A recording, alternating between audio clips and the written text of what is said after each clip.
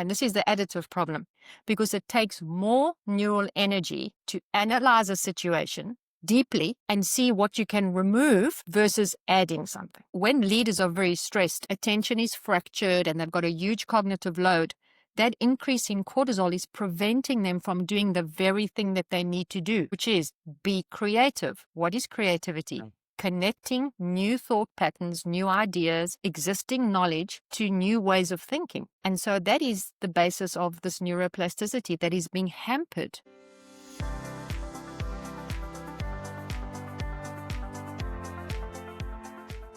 Welcome to Strategy Meets Reality podcast. I'm your host, Mike Jones, and today I'm joined by Dr. Delia McCabe, neuroscientist, psychologist, and author, whose research bridges brain, biology, nutrition, and cognition. Together we explore how leaders can build truly thinking organizations, from stress and cognitive load to creativity, uncertainty, and the nuances of changing minds. Welcome back to the Strategy Meets Reality podcast. Just before we start, I just want to put an apology out there. We had a technical issue with last week's episode, so unfortunately we missed a week, and we've sorted that out now, so we'll continue normal service from now on. So I do apologise, but great news though. I get to introduce you to Delia McCabe, and I've been so excited to have Delia come on, and you'll know why when she gives her introduction and we get into our conversation. So Delia, welcome to the episode. Great to have you on. Thank you, Mark. I'm really looking forward to this chat as well. Just for our listeners, do you mind giving a bit of background, a bit of context about what you've been up to lately? With pleasure, Mark. One of the things that people always ask me is, how did I start on this journey? Because I talk about a whole lot of different topics.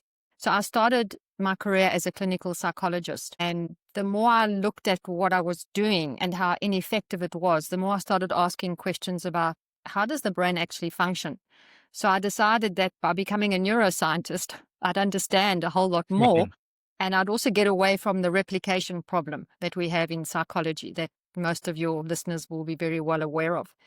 So I decided that, studying what happens at the neuronal level would help me with the way my brain works, because I really need to understand how things happen. I'm a first principles kind of thinker. And once I started doing that, it was as if I'd opened up Pandora's box, because suddenly I started understanding that the health of the neurons, the environment that they're in, what we were exposed to, how we trained to think, and all of the cognitive quirks that the brain naturally has that very few people are aware of and definitely don't factor into their own thinking.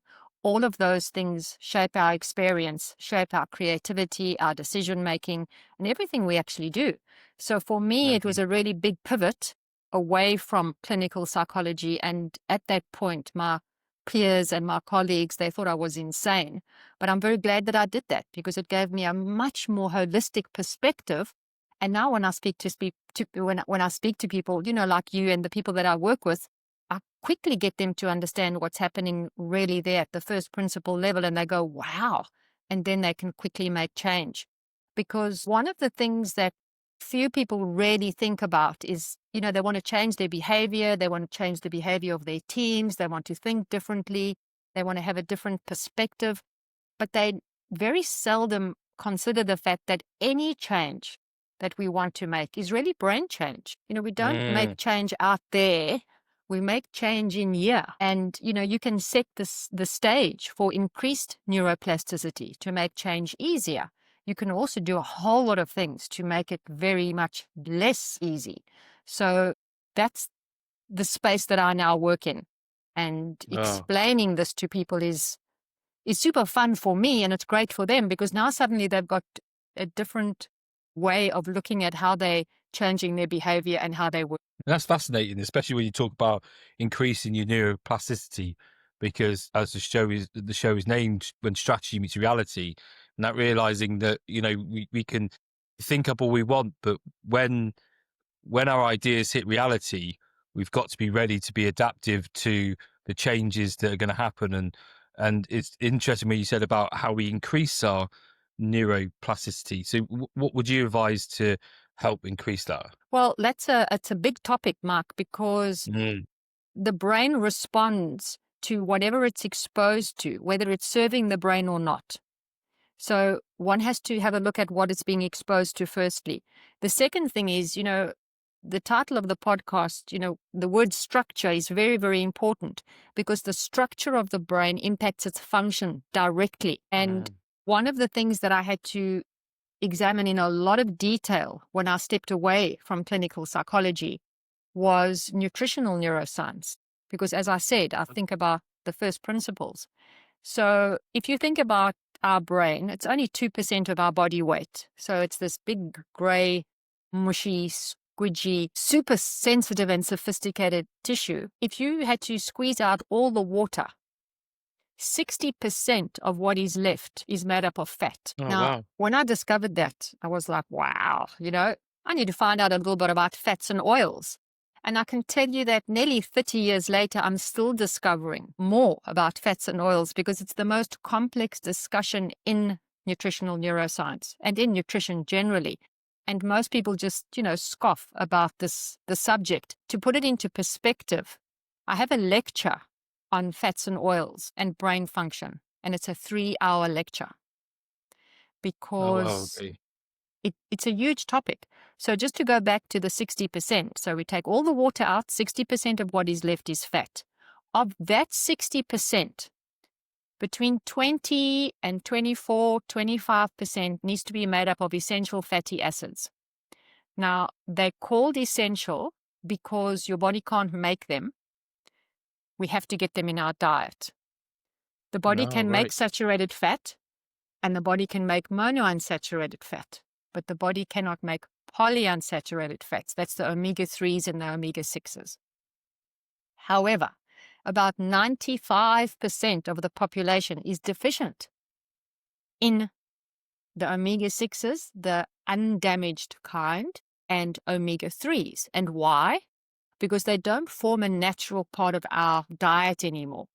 And when they are used in food products, they get very damaged. So then they come along with trans fats, polymerized fats, cyclized fats, cross-linked fats, and those are all damaged fats. Now, this is where we come back to the structure part of the brain. The structure of the cell membranes and the capacity for those cell membranes to now change and allow neuronal connectivity, which is basically little branches off the neuron, connecting to another neuron and now making a new pathway. That is facilitated when the structure is optimal and the essential fatty acids allow that cell membrane to be very flexible and very malleable to allow that neuroplasticity. If you don't have that raw material, those essential fatty acids, it's very much harder for the brain to make those neuronal connections because of the biochemistry of those essential fats.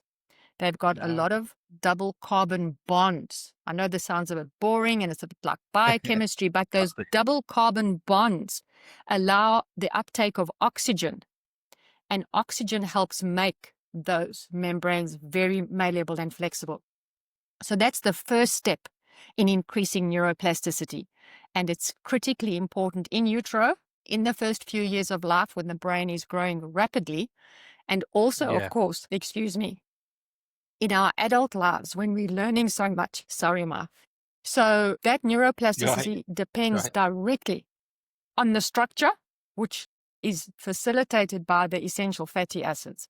And as I said, a lot of people are deficient in them. And and I suppose when I asked you about that, I probably wasn't thinking you'd go to that point, but it makes complete sense. When we think about strategic leaders that are here trying to grapple complexity, grapple these complex problems, then of course you think, well, the primary important part they need to look after is their brain that's doing the cognitive function. And obviously then we hear a lot about diet and sleep and stuff like that and why that helps, and it sort of makes sense. But when you talk about it in that way, you think actually there's a lot of stuff, and actually what you told us is some really useful stuff that any leader can take and think, well, how's my diet helping the structure to be able to form those new neural pathways? Absolutely, Mark. And it's a discussion that few people get into because not everyone wants to understand what's happening deep at that neuronal level.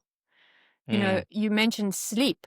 for example, when we don't sleep well, our neurons don't clean themselves, or the environment that they operate in doesn't get clean. And it's very simple to explain this. When we fall into a deep sleep, our neurons shrink and our cerebrospinal fluid flushes through the brain like a wave, in a wave-like motion, to get rid of the metabolic waste that accumulates during the day of cognition. So if you don't sleep well, then that metabolic waste isn't removed. And that obviously contributes to cognitive decline, because then those metabolic waste products hang around and start forming damaging compounds that compromise neuronal functioning and structure. So all of these aspects work together to ensure that this structure, this beautiful brain, can function optimally. And then, of course, we add stress to the mix and we end up with even more of a problem, because chronic stress, presence of cortisol, which is a stress hormone, among neurons actually stops that connectivity to different neurons and new neural patterns and new behavior from forming. So the cortisol is actually an inhibitor of that neuroplasticity.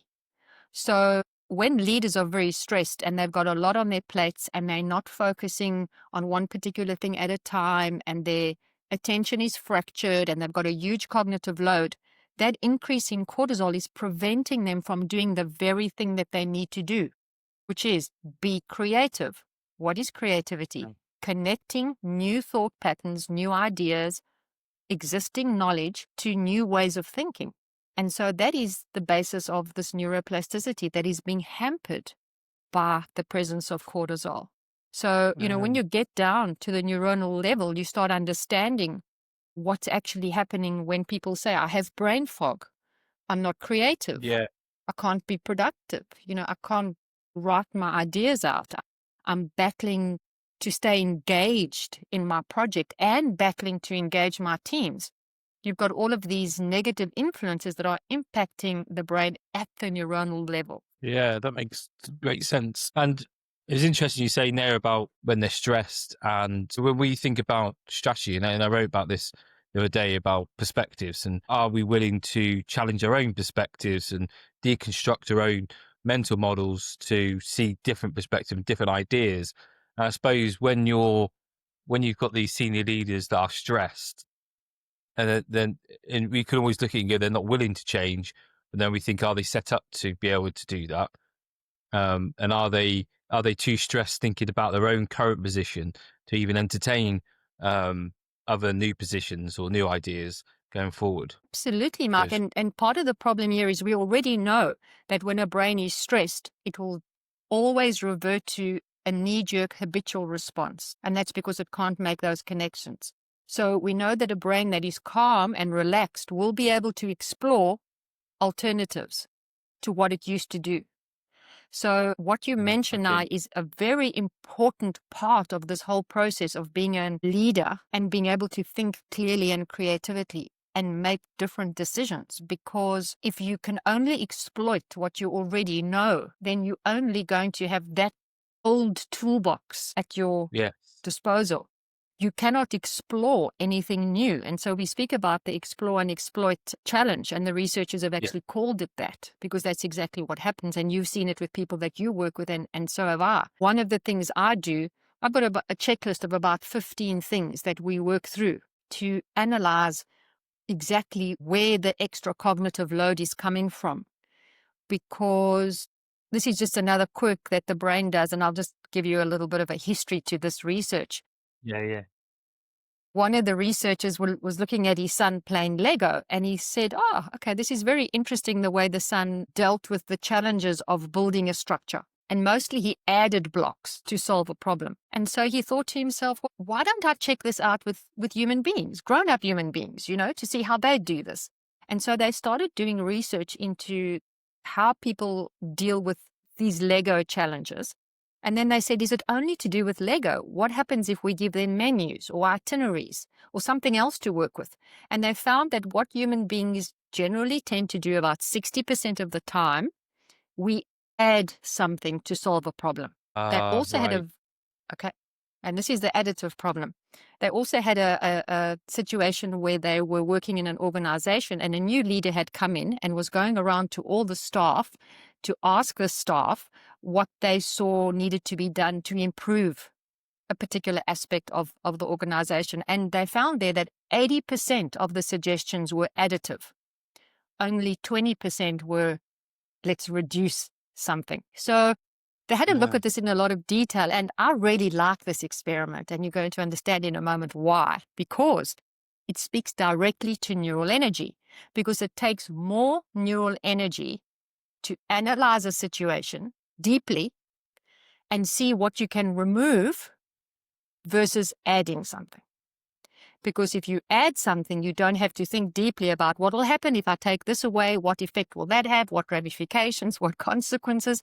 So you use more neural energy when you're subtracting something.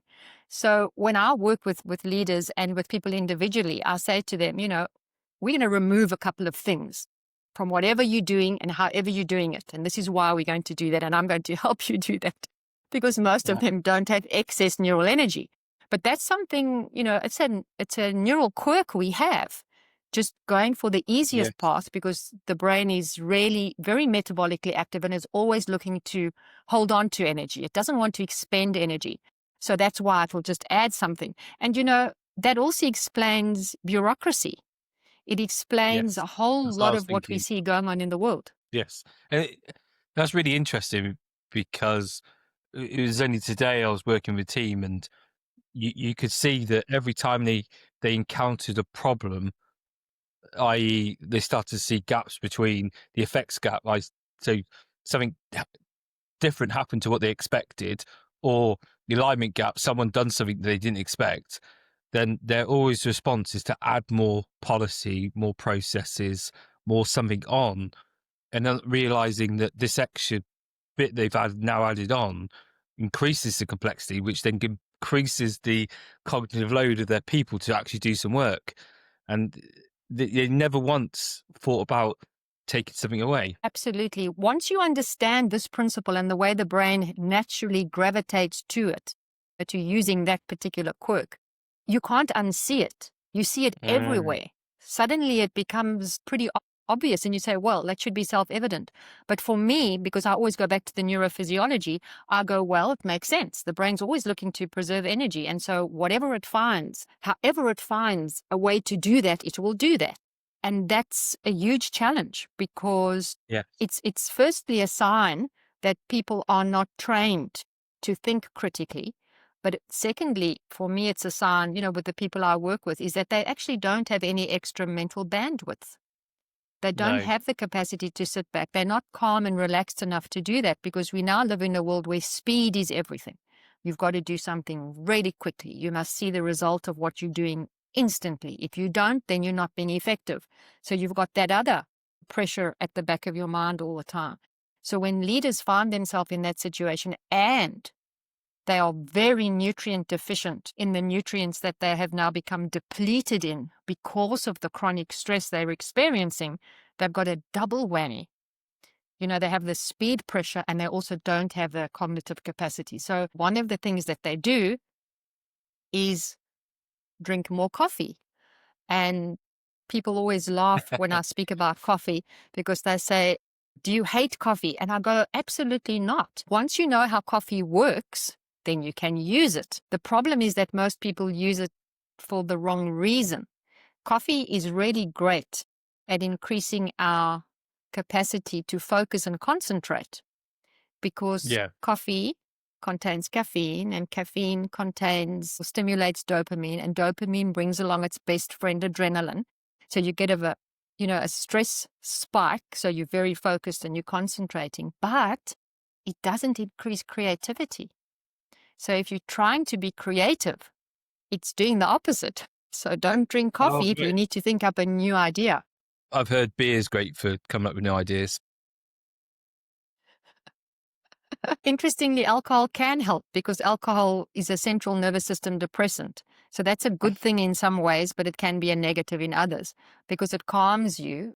It allows you to access information that you can't access when you've got, high levels of cortisol circulating. So yeah, that's another conversation, Mark. Yeah, no, that's something that people are going to have to speak to HR about. They can't very well bring a beer to the desk. But it is fascinating because the whole thing about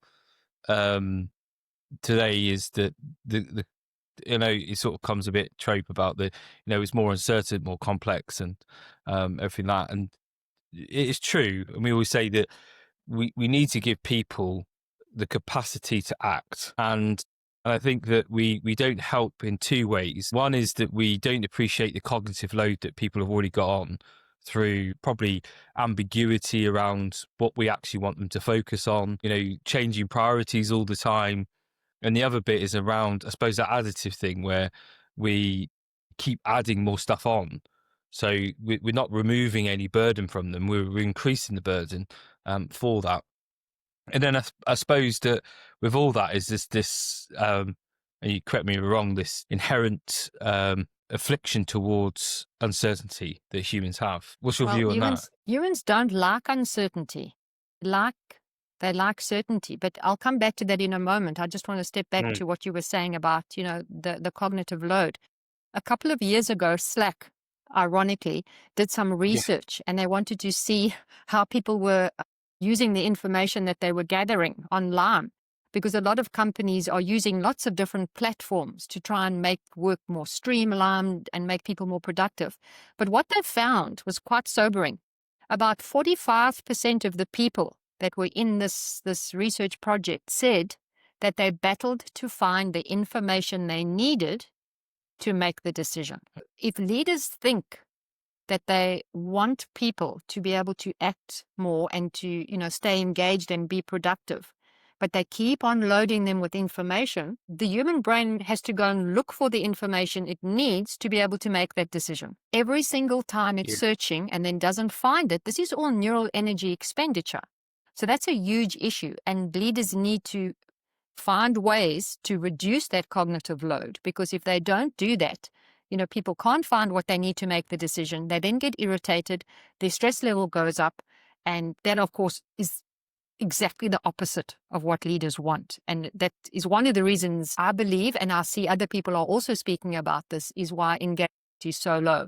There's just too much information. But to get back to what you were saying about this, this uncertainty, the human brain has a couple of very important survival functions. And one of its primary functions is to look for patterns in the environment. If it can find patterns, then it can make a prediction about what could happen next. If it looks at a whole lot of information in the environment, it can't find any patterns. It can't make any predictions. It then becomes overwhelmed and it feels uncertain.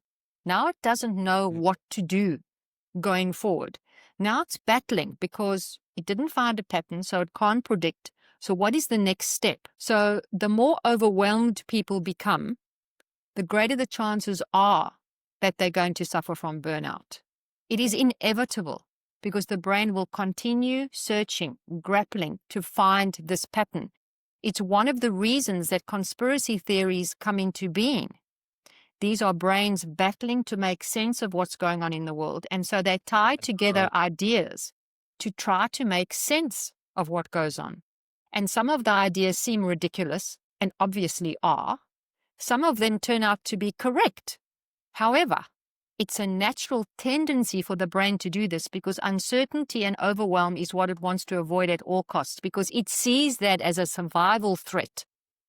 That makes sense. The brain is a survival organ that evolved in a very simple environment. We are not living in a simple environment anymore, but its architecture, its structure and function is still very much focused on escaping from that tiger in the jungle. Now, the tiger doesn't exist anymore. Now we have psychological threats. And so we have this ongoing need to figure out what's going on so we can make a decision based on how are we going to survive this. And that's a huge challenge. So now we've got that going on in the background in a very complex world. We've got tsunami loads of information, significantly less knowledge, and even less wisdom. But the brain is still trying to work its way through all of this. And our brains are natural there's a word called infovore. We information voracious. We constantly look for information because the brain feels the more information it has, the better equipped it is to be able to find a pattern, predict, and survive. Yes, Now yeah. we've got so much, and some of it we can't believe, and some of it we're not sure about. And do we trust this person that's sharing this information? And what about this news channel?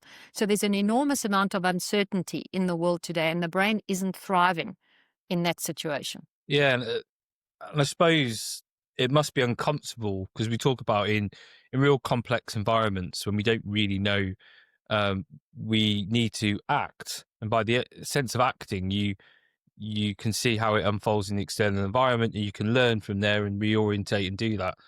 But trying to get leaders to understand that is quite difficult because they sort of go into this paralysis where they don't want to make any decisions or do anything without the perceived perfect information that's going to inform that decision.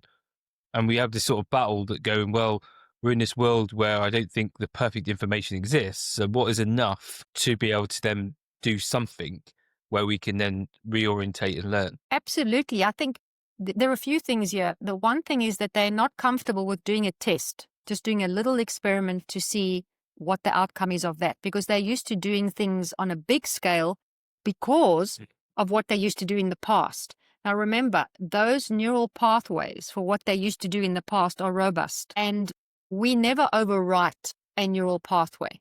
It's not as if we come along with a new behavior and we go, I want to override neural pathway, for example, with this new behavior. Yeah. That doesn't happen.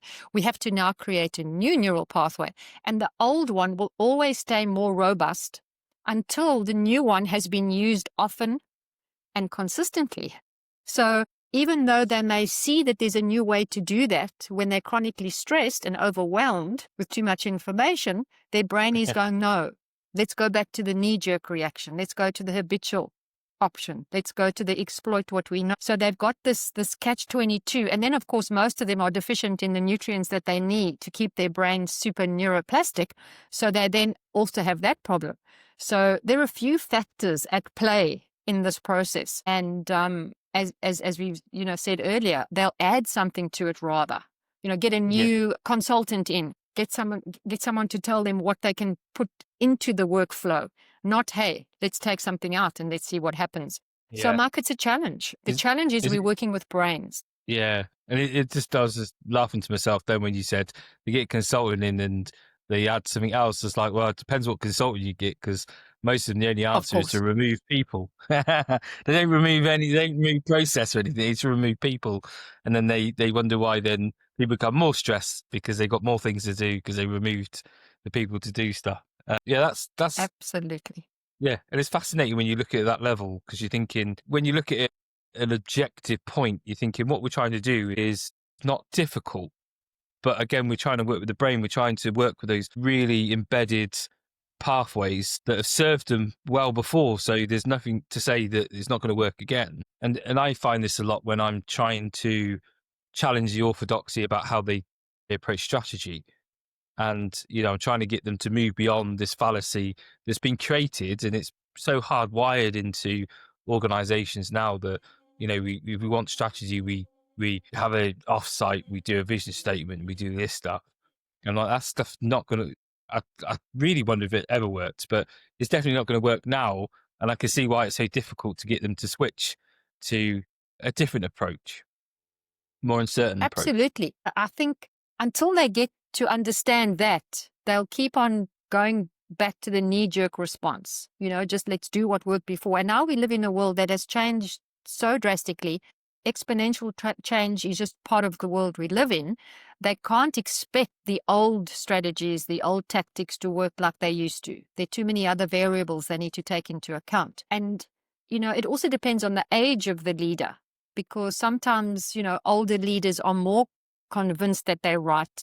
They have this feeling of knowing, as we've spoken about, not on this podcast, but separately. They feel they know. And so they don't want anybody else to prove them wrong. The ego is also involved. often. Yeah. And that's why they become paralyzed. So they're saying to themselves, not necessarily consciously, generally unconsciously, I can't make a mistake because I've got this track record of success. And if I make a mistake now, I'm going to be seen as someone who isn't competent anymore. So they've got all of these different variables operating, and that generally leads to people just doing nothing, because that's one of the things that the brain does when it experiences, what is called decision fatigue. It either acts on a knee-jerk response, or otherwise it stays still and does nothing. And we've seen this from research. People become paralyzed. They go, well, I don't know what to do. And they've got all this information vying for attention. So when you notice that, now you know what's happening at the neuronal level. Yeah, I'm just reflecting back, and I remember soldiers, and when you had young soldiers that were, say young soldiers, these are going through their sort of senior battle courses, and you see that response because we use sleep deprivation a lot, which probably not good, and we put them in high stress situations, a lot of information, a lot of conflicting information, and you'd see that some soldiers would just do something really random, and they're more like external than that. And you see some that just are overwhelmed and they do nothing. They just sit there and they can't do anything. And I've always wondered why that was, but that makes perfect sense in that situation. Sorry, go ahead. Sorry, Mark. The thing to also keep in mind is that we can build our resilience to uncertainty. And this isn't the kind of resilience where you say to someone, well, we're going to work you 24 hours a day and we're going to stress you out and you're going to be sleep deprived and you're going to come out stronger. It's not about that. It's about slowly increasing people's capacity to cope with a little bit more stress and teaching them how to hold different ideas in their head at the same time. And when you do that and you slowly stretch them out of their comfort zone, they become more capable of dealing with a situation that is unfolding rapidly and a situation that they don't have an enormous control over. It's like any muscle. You build it slowly with consistent action and with good support. I don't think because leaders don't understand how the brain functions and they don't use neuroscience in their leadership, overall strategy and in the tactics that they use day to day, they don't understand this. So they haven't built a team, built a workforce that is now capable of dealing with this exponential change. So that's one of the problems we have. It is possible to teach people how to cope better with uncertainty, but they haven't set the stage for that. Yeah, and they think and I was having this conversation today, I don't think organisations are willing to slow down enough to do this and to practice this stuff. They just are in this constant tempo of activity, but they're not going, do you know what, let's sacrifice a bit of time in the short term to help trying to develop this stuff, so in the long term we are more resilient, have a greater neuroplasticity, so that we can deal with these fluctuations, this uncertainty, this adaptations that happen. Yeah, it's a shame. I don't think people truly, what's the word, appreciate it. They absolutely don't. And one of the reasons they don't is because we don't teach people how their brain functions. And I think that's a fault of education. We didn't used to need to know much about our brains because we didn't live in the kind of world we live in today. If children are educated into understanding their brain, they start understanding why they have biases. They start understanding what neural energy actually means. They start understanding about how to build up neural energy, how to increase neuroplasticity, how to increase cognitive resilience. If they grow up with that, they'll take that language and that particular way of looking at the world and their interaction with the world into the workforce. But we're not doing that. We're expecting something from them that they don't have the capacity to do. And there's a small percentage of people, and I work with those people. These are generally people that are very smart. They can see what they're not capable of doing, and they're willing to ask for help. These are not people that are stuck on the treadmill and that are trying to compete with everybody. They understand that the hidden edge is what most other people don't have, and they want that hidden edge.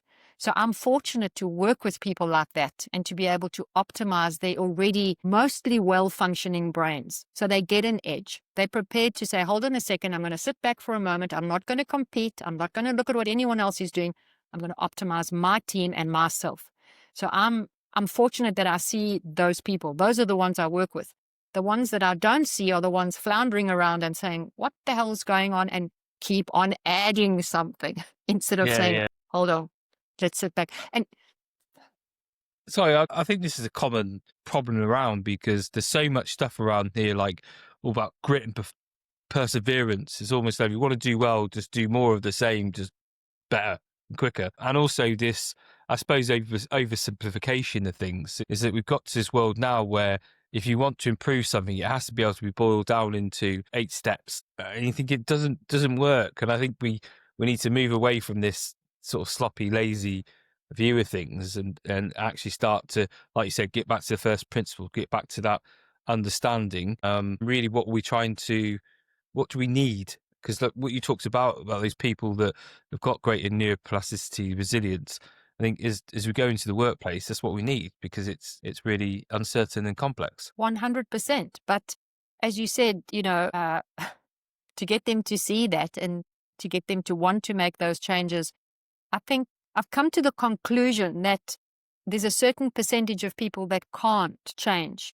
And whether that's related to their personality, whether it's related to the education that they had, whether it's related to those neural pathways that become ego-driven or ego-consolidated, we can think about. Those are people you're never going to change their mind. I wrote a Substack article about why never to argue with anybody again. And the researchers that I quote in that article speak a lot about disconfirming information and how much people need to be able to change their mind. Yeah, I'm glad you got onto this. That's what I was hoping we could get to.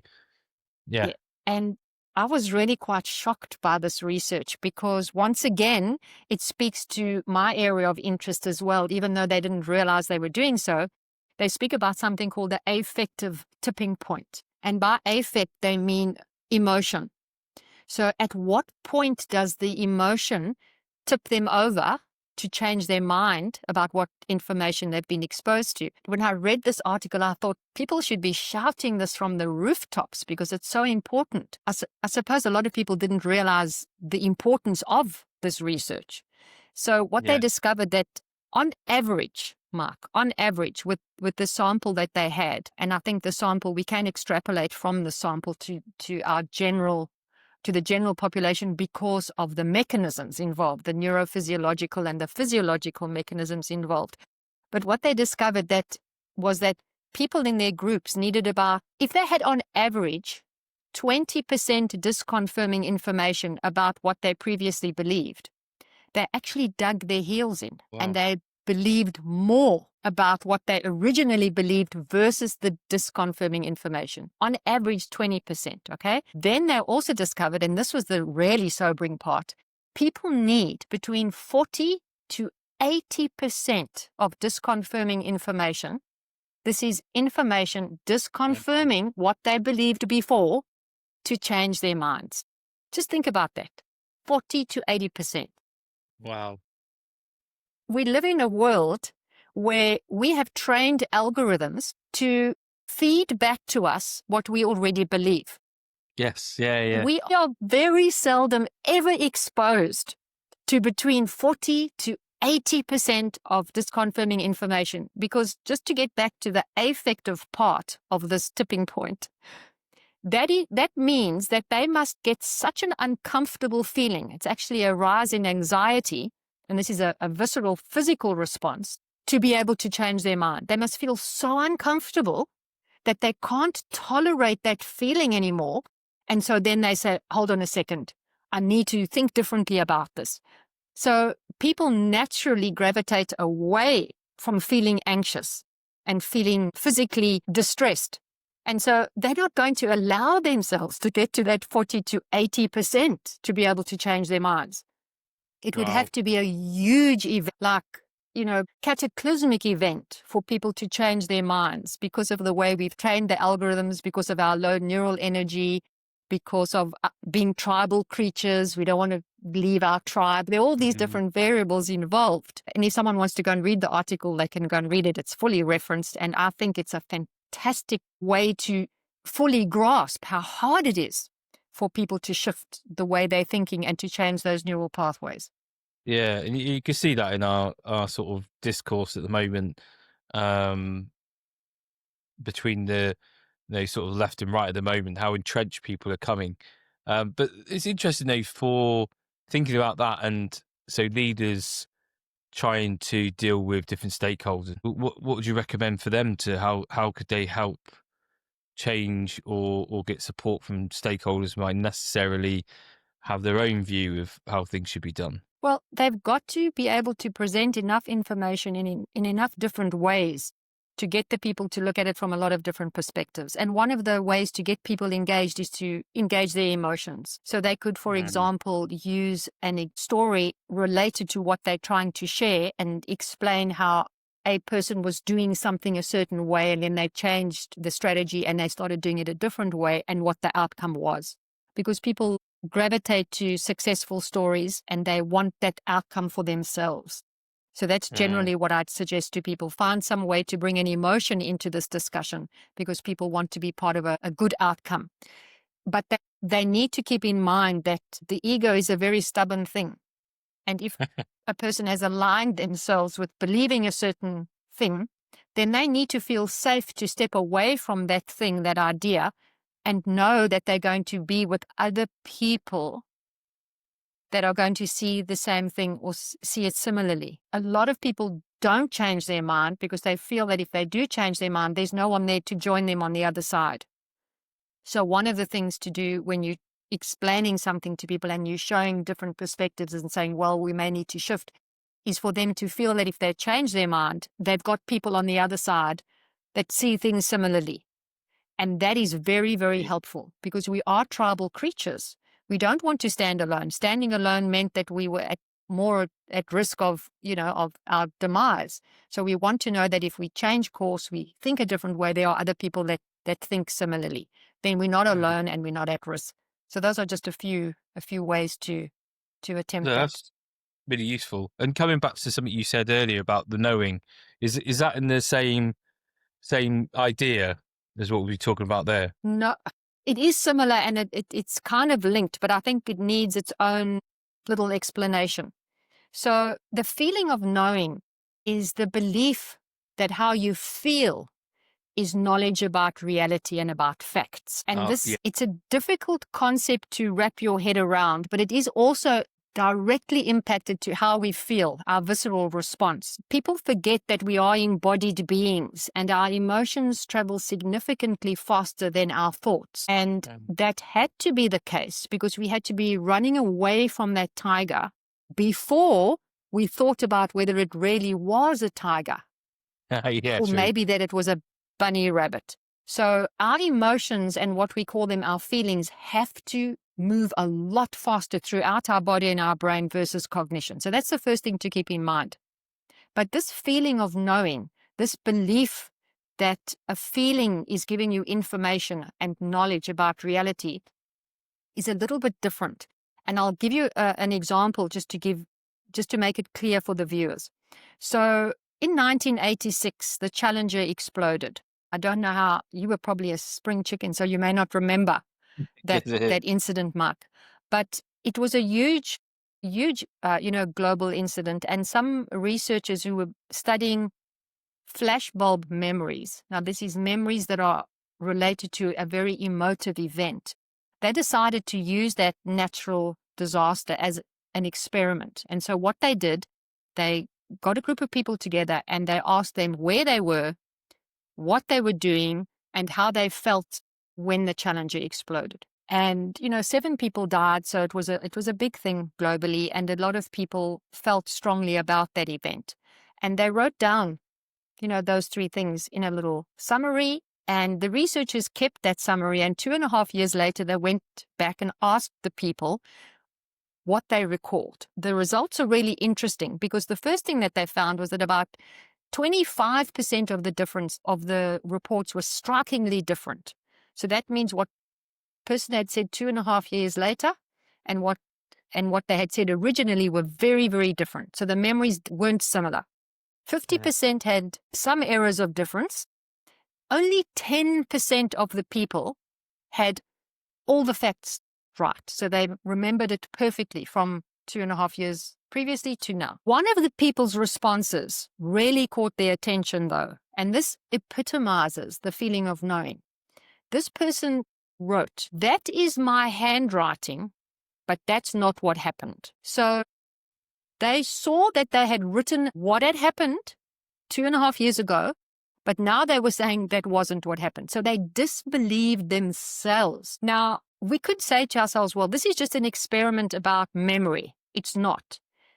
What was telling, and they've done other research, many other research projects related to memory, but the thing that's telling is the confidence that the people feel when they speak about what happened.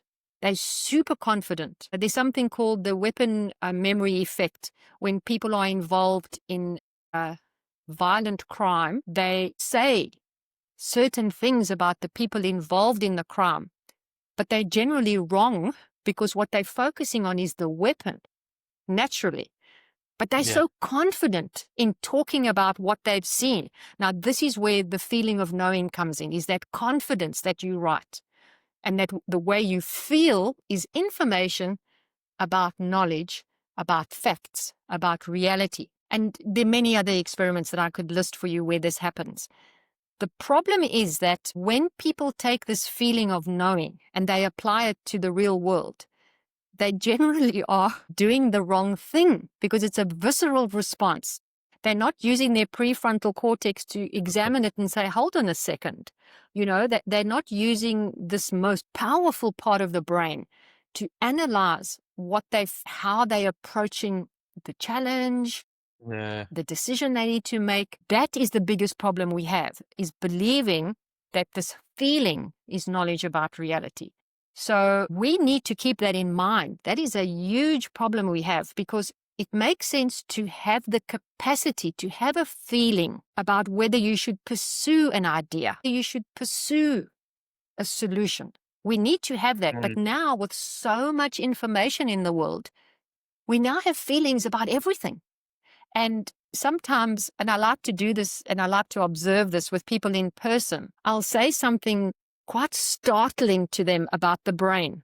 My favorite one is that, you don't get a rewrite for these opportunistic periods of brain development. And I'll say this to people and I will watch them. They will actually move their bodies away. Physically, they'll go, that can't be true. And they get this feeling because they don't like that knowledge. If you don't like the knowledge, you have a visceral response to it. You move away from it physically and you basically put up this bound. I don't want to believe that. It's too uncomfortable to believe that. Don't tell me that I don't like it. And that's the biggest danger of the feeling of knowing. We see this a lot in strategy development because we get to some really difficult things. And there was a lady on LinkedIn wrote a comment about our favorite thing around strategy, or favorite quote around strategy is the unlimited choices. So exerting your limited resources to unlimited choices. And I said, I was thinking, that's not true, because it's never unlimited. Actually, it's very limited choices that we face, and normally they're not very palpable choices that we have. And we have our leaders. Then they sort of, even though they could see it, and we could all see it and sense it, but there's almost this visual reaction that they move away from it and almost start to deny it. And you can see that they're telling themselves that that's not true.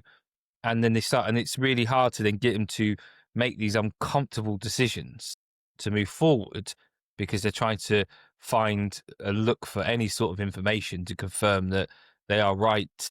And that is not actually the truth, even though we've just been exploring that, and it was very obvious to everyone that was involved. There you have seen that feeling of knowing in action. And it's a very hard concept for a person to become comfortable with, that they will fall for it as well. And then secondly, learn to track when that could be happening. And this is when distributed cognition becomes extremely important.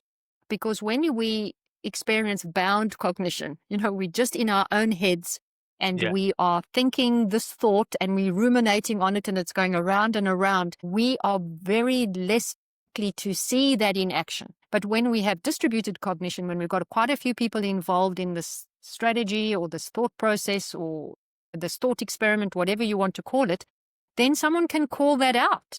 But you've got to be open to considering that. You've got to be open to saying, hold on a second, is that happening here? Now, in a very complex world, it's never been more important for us to be able to tackle that issue because it's a natural survival mechanism. It's something that is part of us being embodied beings. We can't make decisions rationally. We have to have some kind of emotion attached to it, but we must be able to say to ourselves, okay, we've had that reaction and now let the prefrontal cortex step in. But excuse me, Mark, I'm going to go back to first principles again. The prefrontal cortex is only 10% of the brain volume, but it uses 25% of the 25% that the brain already uses for neural energy. So at 10% of the weight of the brain, it is the most metabolically active part of the brain. And it is not optimally online 24/7 because it is constantly trying to make new connections, trying to anticipate, trying to think, hey, what's the consequence? Analyzing, patterns, assessing a situation from different perspectives. This all uses more neural energy than the visceral response that we have. If we're running low on neural energy, we have a lot of cortisol circulating, our prefrontal cortex battles to function optimally because it cannot step back and inhibit that emotional response with ease. It stays in that emotional visceral response instead of stepping aside and going, okay, now we're going to let the cognition have its moment in the sun. And that's part of the problem we have. Yes. And definitely when we think about in the process of doing strategy, I talk about the cognitive, behavioral and affective process that you need to go through. But I think people don't really want to go into that. So they tend to have shortcuts. I think AI is becoming that shortcut where it will tell you the answer. And that means we're not needing to use our brain, I suppose, critically think. But then I wonder, are we just suffering from that knowing, and we're never really going to get that action because we've not made that process to try and understand and grapple with those conflicting information and those surfacing those tensions. I think there are a lot of variables involved in that challenge. I think that the complexity we're now surrounded with means that there will be a group of people who are not used to thinking critically. They don't have the neural energy to do that. The ego will stop them. They probably have some financial investment in something like AI, which is prompting them to push that narrative. They haven't been educated in holding two distinctly different ideas in mind at the same time. So you've got all of those things, and for me personally, understanding what I do about the human brain and how it develops and functions, I'm very curious to see how it all plays out because I hear people telling me, oh yeah, I use AI. I don't use it for creativity, but I use it to help my, content production and, writing programs. And I'm going, yeah, but where is that distinction between what AI is providing and your own creativity and cognition? And will you know when you stepped over the boundary and are now handing over more and more of the creative aspect of your business to AI? And are you capable of knowing when you're losing your creative edge? Are you observant enough to notice that? Because if you're building this neural pathway for AI to do some of the slog work for you, you may find that your brain is your worst enemy. Because what does it do? One of its primary goals, save neural energy. And you will be saving neural energy. So it will gravitate to the path of least resistance. And who is standing there at that crossroads to say, you're crossing over now, you are handing over too much, you're going to lose your own innate capacity to be creative. And then you're going to be using this knowledge that has been scraped from the world of, the information scraped from the world of information. And now you're using that to spur on a creative process that no longer is your own. So I watch these people and I smile to myself and I say, you don't realize that you're actually playing with something super, super dangerous because of first principles. Yes. Yeah, and that really enforces the point before, where I think we get into this point where we try to oversimplify things, and we try to reduce things down into silver bullets or little check lists or steps. And we're not really doing that bit. We're actually challenging ourselves, building our cognitive resilience, our cognitive capacity, our creativity, our neuroplasticity. Because again, I think it's that thing where we look to the now and think we ain't got time now. Actually, it's easy. We just do this, and we don't realize we're sort of incentivizing our brain to go to that way, rather than challenging ourselves and challenging each other to make sure that we are being sharp and we're on point. Absolutely, Mark. And because we are our brains and we're thinking using the organ that we're trying to grapple with, that's the issue with metacognition. It's very hard to check yourself all the time and say, how am I thinking about this? That's probably the message that I'd like to leave with the people that watch and listen to this podcast. You need to become capable of doing that if you want to use your brain optimally. You need to become capable of saying, I need to check that because that's my natural knee-jerk cognitive response. Is it based on an emotion I'm feeling? How is it shifting my perspective? Can I hold these two different ideas in my mind? Can I do a little test to see what the outcome will be? We must learn to use our brains optimally if we want good outcomes. If we want to have homogeneous, gray outcomes like everyone else does, then carry on doing what you're doing now. But if you don't want that, and you really understand that this is the most sensitive and sophisticated organ where real creativity comes from and real intelligence comes from, not what we're conflating with AI and speed, then you will honor this beautiful brain and you will think about how you're thinking, and you will make sure that you're nourishing those neurons optimally so that they can be as neuroplastic as possible. Yeah. There's so much great stuff to take away. Not only just personally, like, no, I'm going to go away and make sure that, I'm feeding my brain correctly, and, I'm setting the right conditions for it. But also, with clients thinking about that knowing, and are we setting the right conditions to enable people to best understand what's going on themselves, so we can help that transition to a new way of thinking, a new worldview. I found this absolutely fantastic, fascinating, and I will link your Substack into the show notes for people to read your fantastic articles. I follow you, so I like reading your stuff. It's always interesting. But no, thank you so much, Delia, for coming on. It's been absolutely wonderful. Thank you, Mark. It was a delight. Enjoy the rest of your evening.